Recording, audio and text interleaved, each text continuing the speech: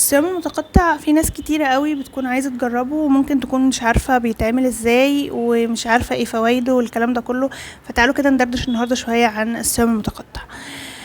الصيام المتقطع مبدئيا هو فكرته بكل بساطة ان انا بسكت بطني، ما باكلش وقت معين. الوقت ده بسمح لهرمون الانسولين ان هو ما يعلاش، فبالتالي هرمون الانسولين بيخزن دهون.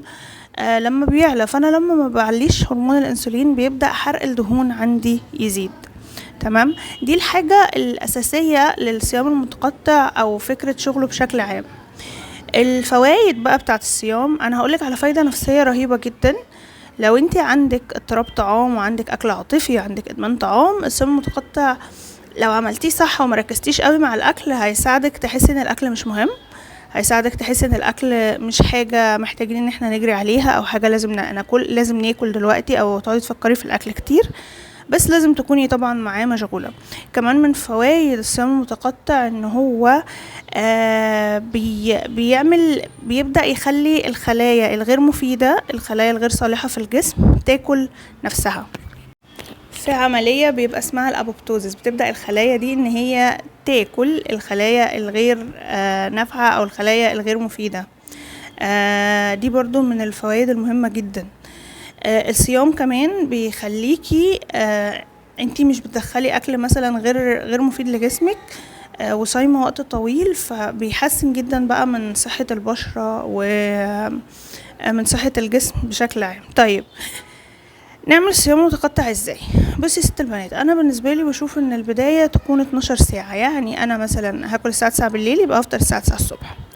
تمام، وقت الفطار معتمد جدا اصلا هتعرفي تكملي في الصيام ولا لا. يعني لو انت جيتي مثلا في الفطار كلتي بقسماط مثلا وشاي بلبن، ده هيجوعك، هيخليكي متعرفيش تعملي الصيام ويخليكي متعلقه بالاكل اكتر. فلازم مع الصيام يكون في دايت هاي ان بروتين ولو ان كارب، ده هيساعدك جدا اصلا وهيوفر وقت كتير وهيقلل شهيتك.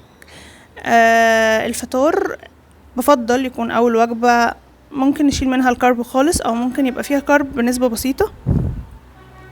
ولما بناكل، لو انت هتصومي 12 ساعة فهتيجي مثلا ليكن انت فطرتي 3 بيضات مثلا بالزبدة وشوية جبنة او شوية فول، هتيجي بقى مثلا على السناك هتاخديه مثلا بعد 4 أو 5 ساعات. ممكن يبقى شوية فاكهة وشوية زبادي، مثلا طب كوباية زبادي وتفاحية وموزاية مثلا وشوية سوداني.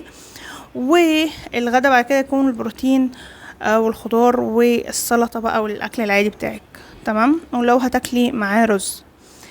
في البداية ممكن تحسي بأريافة، في البداية ممكن تحسي خصوصا لو انت عندك اضطراب طعام ان في حاجة نفقداها، بس مع الوقت الموضوع بيمشي سلس جدا وبتحسي انك مش محتاجة تعملي اي حاجة اصلا.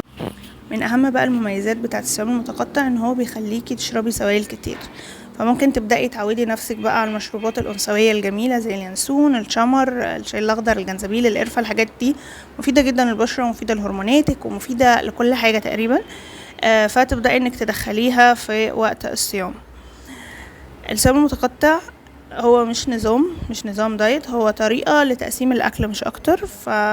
لو انتي بتاكلي ليل نهار، اصلا اشك انك لو كانت بتاكلي اكل ملزلز واكل بيعلي الانسولين انك هتعرفي اصلا تكملي في الصيام المتقطع لانه هيجوعك. تمام، بس لو بتعملي كده وبتقولي انا صايمه فمش هيديكي النتيجه المرجوه يعني. تمام، هو يعني حرفيا هيطيرك على الميزان، هيطيرك حرفيا على الميزان.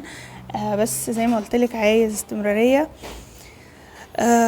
ومع الوقت ممكن تلاقي بقى معدتك بدأت تقفل اصلا حرفيا. بعد كده هتلاقي نفسك بتاكلي بالعافية، يعني بتغصبي نفسك على الاكل عشان تاكلي.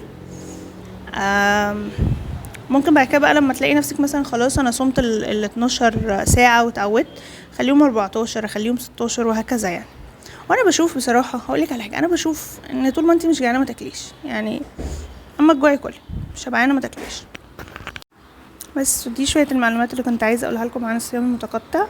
اعملوا لي فولو، انا دكتور ايمان اشرف، صيدلانيه اخصائيه تغذيه علاجيه. ولو عايزين تتابعوا معايا هتلاقوا رقم الواتساب محطوط في البانيو، قصدي في البايو. يلا فتكوا بعض.